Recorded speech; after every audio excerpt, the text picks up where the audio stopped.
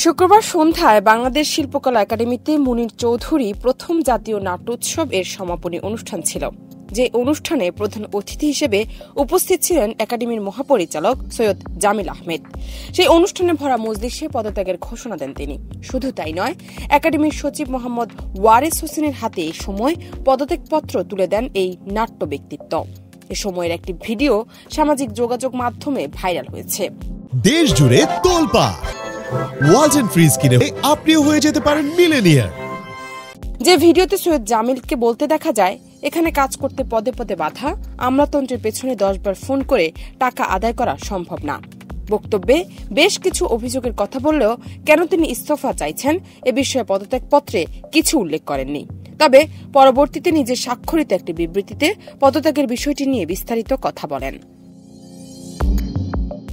সৈয়দ জামিল বিবৃতিতে বলেন, বাংলাদেশ শিল্পকলা একাডেমিতে মহাপরিচালক পদে তাকে দায়িত্ব নেবার জন্য তৎকালীন সংস্কৃতি উপদেষ্টার পক্ষ থেকে অনুরোধ করা হয়। তিনি বলেছিলেন, শিল্পকলা একাডেমি আইন অনুযায়ী একটি স্বায়ত্তশাসিত প্রতিষ্ঠান হিসেবে যাতে কাজ করতে পারে, সেই লক্ষ্যে মন্ত্রণালয়ের অযাচিত হস্তক্ষেপ রোধ করতে হবে।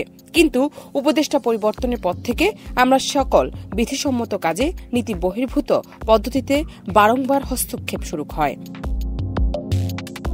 বিবৃতিতে তিনি আরো বলেন, বর্তমানে একাডেমির অভ্যন্তরে বিভেদ সৃষ্টির হীন প্রচেষ্টা লক্ষ্য করছি। এমত অবস্থায় চতুর্দিকে ঘিরে থাকা চক্রের সঙ্গে আপোষ করে আমার পক্ষে যে উদ্দেশ্য নিয়ে দায়িত্ব নিয়েছিলাম, সেই লক্ষ্য পূরণে বাংলাদেশ শিল্পকলা একাডেমি মহাপরিচালকের দায়িত্ব পালন সম্ভব নয় বিধায় আমি পদত্যাগ করেছি।